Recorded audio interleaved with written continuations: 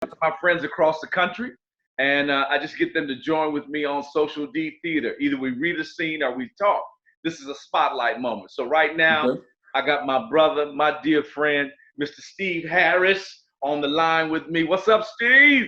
What's up, son? How you doing, man? Bless, brother. You know this COVID-19 got us all locked up in the house, man. So theaters across the country are dark. You know, we shut. Yeah, man. It's concerning too because the reality of it is we don't know when the light go come on. You know what I Don't know mean? what's gonna come on, brother. We have no idea. That's a whole new world we're going to be living with, a whole new thing, and it's kind of frightening because we both we met through that. This was and this is the base and foundation of what we do. Yeah. Anyway, and the concept of it being gone or so changed so much, it's just hard to sort of start to figure out right now. I know, man. So how's the family, man? Everybody's good. Jamie's good. Everybody good. It's good. Mom's Everybody. good. Wood's Mom good.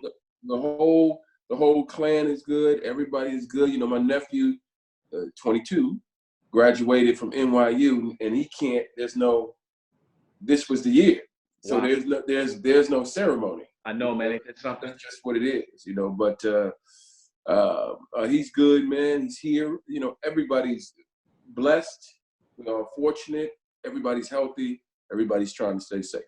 So when this whole thing hit, man, where were you at? Where were you at? What were you doing? I was, well, you know, that's the interesting thing is when it hit, I was flying all over everywhere. When it was acknowledged that it was a hit, that it was coming on, I had just left Chicago. I'd done an episode of Chicago PD, and I just gotten back here to LA. So all last year, from like September on up until January, I was in New Orleans. You know, New Orleans is getting hit real bad right now. Right, I know, brother. New Orleans, and especially us, are getting walloped in New Orleans, Chicago, Detroit, and just about every major. The percentages are astronomical. But I was actually doing a job and visiting my mom in Chicago, and came right back sort of in February. Okay. Now, last I saw you, which was at Mom's birthday party. Yes. You was on your way to New Orleans, right? Yeah, man. I mean, I did a show called Filthy Rich. Okay. It's not going to. It's supposed to. It's actually supposed to. It's another thing about COVID-19. They moved the start date. It's not happening till the fall. Now it was supposed to come out in, I think it was May. So it's a series. Yeah, it's a series. It's a series on Fox. Okay. It's going to come out in the fall. There's been everything is still all up in the air. There's been no date, but they wanted to move it because unfortunately, when this also happened and it started kicking off, pilot season was cut amazingly short, if not eradicated. Only one pilot was of all the networks was finished. Wow. Only one pilot got finished for the entire.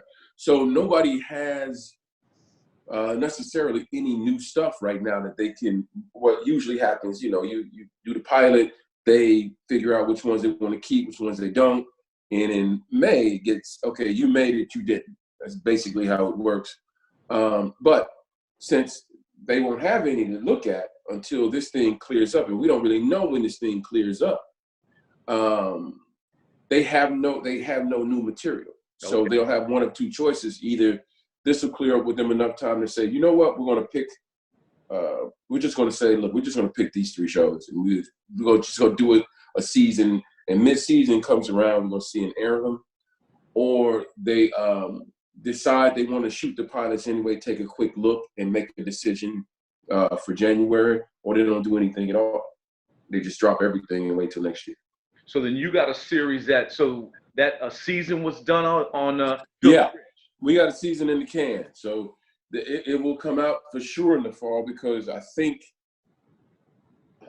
Fox has I think they're the only ones that have although I'm not sure about this as far as network goes, shows in the can, new shows in the can that they had shot last year and could air this year. Oh, okay. All right. So you got it coming. So in the interim, my brother, first y'all got to know, Steve and I went to grad school together. So we got some 30 years. For sure. We got some long history together. Yeah, Yeah, yeah. Good so history, bro. Good history. yeah. So in the interim, man, you just staying in, or what kind of work are you doing? Are you reading scripts? What you doing? I am. I'm reading scripts that were already given to me before. Well, the business, oddly enough, a lot of the business, when I'm speaking to my representatives, they're still talking. They don't really know when this thing is going to happen. Nobody knows. Right. So as far as doing that kind of work, but stuff like voiceovers and commercials and that sort of thing, I think they're trying to get a handle because that's something that people can do from their home. Yeah. I think they're just starting to get sort of a movement of those sort of things going on. Personally, after assuring everybody's safety, for me, as far as the work aspect goes, my partner is Harry Lennox, and we got our little production company. We've been really we've had the time now, taking the time to figure out what's our game plan for what we want to do with the shows we want to present, right? How we want to go about it, what we want to work on next. With him working on the Blacklist and me doing the thing that I was doing, it came to the back burner because of our day jobs. Yeah. We've had an opportunity to sort of reinvest in some of those things. I still got the old classic. I still got the old classic. Yeah. Don't make me get nervous now. That brings up memories. I always got the classic Rodney waiting. And another buddy of mine who Dylan, a brother I want you to meet, who's a really impressive writer and producer dude. We've also been talking in this interim. He's having a podcast. It's about to get picked up. I'll be a part of it. I'm in it with him. But more importantly, we've been bouncing around ideas for new things to put together. I think we have been underutilized in so many facets, good and bad. When you look at history, if you're watching, we got amazing stories to tell, and they just haven't been either good or bad. So this cat that just passed away called the Grim Reaper, that was, they caught him, he was a killer from the 70s and 80s. Mm-hmm. They caught him because they arrested his son on something, and his DNA partly matched DNA from these previous cold crimes. So he's too young to have been doing that. Right. So they sort of figured out it was a dad and got him. So, there are stories like that. And of course, we have all of the great uplifting stories that just haven't been told, or we haven't even taken our particular take on them. Yeah. And you'd like to do that as well as anything else. So what's the name of your production company that you and Harry Lennox have together? Oh, man, we call Harry Lennox with his XMG. Okay. Harry has these things. Trust me, bro, I'm trying to change that, man. That's what it is right now. I got to change that name, man. But yeah, man, but it's good. We've been bouncing, we produced a couple of things. We got a faith-based thing that we shot that I think is coming out Easter. Okay. Limited kind of thing around streaming something or whatever. They come out before. He had done years ago, and I joined in with him late. That's when we first got together. Yeah. I joined in with him, helping him out a little bit to finish that off, and he is fascinated by Shakespeare and making theater into film. Okay. That sort of thing, amongst a myriad of things. And the faith-based thing clearly has amazing stories with us being a part of it. So it's just an interesting spin on it. I have things that I want to do, so we collaborate and figure it out. Okay. Hey, brother, I got this question for you, man. I know you was on the practice. I don't know how long. Yeah. But also, it seems like even with the experience at Mom's birthday party, it seems like the impact of Diary of a Mad Black Woman is everlasting. What's your thought on that, man? Yeah, man. I think that, you know, even if I had really done that and served time, I would have been out already. And people, the women will not let that one go, man. I always put it, I said I was on, the practice was 8 years. I was on 8 years. But I did that one movie, and that changed the perspective of me and my character, especially in our community. Yes, sir. More than ever did those 8 years go. Like, you know, women have done over the course of years, man, cursed me out, pulled over the car, mad at me, scared of me. And then, I mean, it's serious. And then they just want to give me a hard time or tell me they would have done differently and they would have whooped my, you know, it's so, it's fascinating to sort of see, you know what I mean? It's been, like I said, that came out in 2004, 2005. Wow. Yeah, man. So we talking, you know, 15 years. Hey, brother, I saw the response at my mom's birthday party. And that was just last year, dog. Last you know year, brother. And they can't sort of grasp it. It takes a minute for them to say, oh, okay, that dude ain't that dude, you know. But I knew it would have I knew it was going to have. I knew the effect was when my boy Free, his mom, and I've known him since college, you know, Justice College. And, you know, his mom, who up until that point had never called my mom, she called my mom and said, we got to pray for it. Got to pray for it. We got to pray for it when that movie came out. And then they, you know, it was, I knew then, because she's really quiet. Mom is really quiet, you know, one of those kind of mom matriarchs.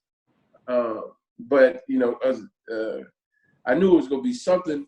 I didn't know that it would have this lasting of an effect, you know, but it has, you know, especially thought it might have been diminished because a lot of the shows afterwards were very similar in scope and similar in realm. Tyler Perry does. Yeah, it was sort of similar. So I thought it would be sort of washed down, for lack of a better term, after, you know, the other ones.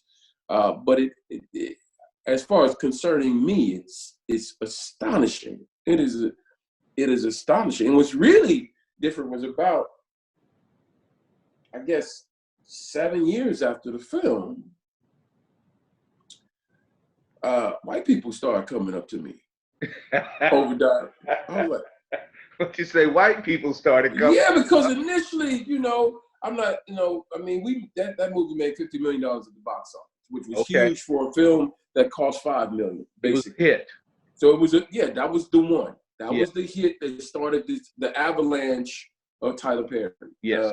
In the film world, not in the. He was along what we call the Chitlin circuit. He was already in the theater thing, but in the film realm, when they saw that this movie made 10 times. We're talking at the box office. We're not talking about DVD sales. Right. This thing had a 20-something million opening weekend plus, and then rolled out to a little over 50. Now, all of them basically made about the same thing. Yeah. But if you're keeping it, you know, that's a major sort of thing with any industry. If you get 10 times what you put in, is that your profit, right? Absolutely. So yeah, that movie was a major success. Started the Tyler Perry sort of avalanche and things and that sort of thing. So it's been good. Speaks volumes, brother. I do. Again, you were on the practice for 8 years. You've been in all kind of things. One of my favorites actually is Bringing Down the House. I got to be honest. Yeah. Because, you know, like the movie is so serious, and then there's my boy Steve bringing some serious drama to the whole movie. That movie is off the chain, brother. Thank you, man. Thank you. I think about Diary of a Mad Black Woman, brother. Whenever I'm with you, it's like you need protection from some of these sisters out here. I know, man. I feel, you know, this 6 feet of separation notwithstanding, it's a good thing. You feel like people need to get a hug, bro, because you've been with me around where it's next. Let's be for real. last year at your mom's thing, people are still a little wary. Yeah. I'm like, y'all can't be, this ain't the same thing. But it just shows you the impact of the film. Yeah. The impact that I had on the film, that even because when you really think about this movie, it was a comedy. You know, it's a dramedy. I didn't do that. Right. So, and that was part of the conversation for me doing it in the first place. When we sat down with the initial conversation, that was part of it, because somebody has to make her write the diary. So if this thing, all of the other stuff, you know, if you want to be, you know, dressed up like a woman to be 6'5", and you know, you got a lot of sort of some slapstick comedy. You know, Kimberly Elise is amazing. Yes. You got you know, pretty people like Shamar Moore, you know, doing his thing in there with the braids and all of that. Right. You know, you got colors to choose from. Yeah. But for me, it really worked because Kimberly too has to ride that line, because the only two people in the film that change are me and her. Everybody else is sort of what they are in the thing, though. But the only thing that changes, I change from one person to the other person at the end, and she changes from one person to somebody else at the end. But in order to do that, the reality of our relationship has to be hit. So when she almost drowns me, which all of the women love, yeah, that's probably their favorite moment. Yes. It touches something. And I would say this, though, when we were shooting, you know me, I'm always friendly with the ladies who are in the, you know, doing the hair and makeup. We always, yes, I know. We was cool. We was having a good little time. I know Smooth. You know, so we always, you know, we've been playful and banter, and we're having a good time. We're rehearsing. We're going to shoot the scene where I throw her out the house. So Kimberly comes up to me and she says, look, I'm going to be real sort of whatever, blah, blah, blah. I said, okay, do whatever you want to do. I'm just going to get you out the house, right? So we're rehearsing. So we going, and I said, you go full speed. I'm just going to do whatever. Boom, boom. She gets out the house. So Kimberly's like, okay, yeah, you're going to get me out the house. I said, absolutely, I'm going to get you out the house. So don't you worry about it. But then we shot it. The very next moment, we're shooting it. And then in shooting it, especially in this Tyler Perry thing, a lot of that we ad-libbing, or I'm ad-libbing some things in order to get her out the house. So she has to do her thing. Yeah. She has to do her thing. And Lisa's there as well. And she has to do what she's doing. Coming in as the girl I'm bringing into the place. Right. So this is how I knew it was something. We get through, we doing it. We shot. I throw her out. I come back, and then I say some things that weren't kept for the thing to bring it to a next level. So when I get her out, I just make sure my new girl understands. Act right, or you could be that way, right? Mm. So I'm the rooster here, right? Know? And then we say cut, and then I go back to I'm me. It is over. The girls in the hair and makeup thing looked at me at that time because I was walking over to them, smiling and stuff like that. I was walking over to them, and they backed away. They literally backed away. Yeah. I was like, you know, I said, it's over. He said, cut. They backed away. They didn't even, they literally turned to each other and talked to me. I had to go back and wait for us to shoot again. You know what I mean? Yes, sir. You know what I'm saying? The impact of performance, brother. You got to turn it off and want something live here, please. I need you to turn it off because I want something live here, please. Thank you. Yeah, that lets you know the impact of the play, brother. The moment. I mean, the honesty, the authenticity of that moment, brother. Yeah, man. Again, you said 2004, 2005. Mom's birthday was in 2019. Yes. Walked into the party, I thought we was gonna have to protect you because the women was gonna get you, brother. Dog, they need to get over that, but they can't get over it, brother. But that speaks volumes, man, to the truth of your performance, man. And unfortunately, I've also heard the stories of women who had to actually deal with that situation. Absolutely. And how it touched them, and how they had to deal with that in their own real world. So it was sort of good to see them get a comeuppance. It was sort of good also that you had the lighter side of what was going on around the rest of the film. It was good. It took some weight off a little bit. And there are a lot of things I've heard, but that was one of them. Yeah, man. But you got stuff in the can that you're working on, that you finished up a series. You got your production company. You finished up. Now you say you did a episode on something Chicago. I did Chicago PD. It's already aired. It's done. Okay, we were shooting it. We were shooting that in February. Had a great time. Boy, Eric LaSalle is one of the executive producers and showrunners on the show now. Oh, nice. You know E. LaSalle from ER. Most people remember E. LaSalle from ER, but countless movies, countless directing sort of things.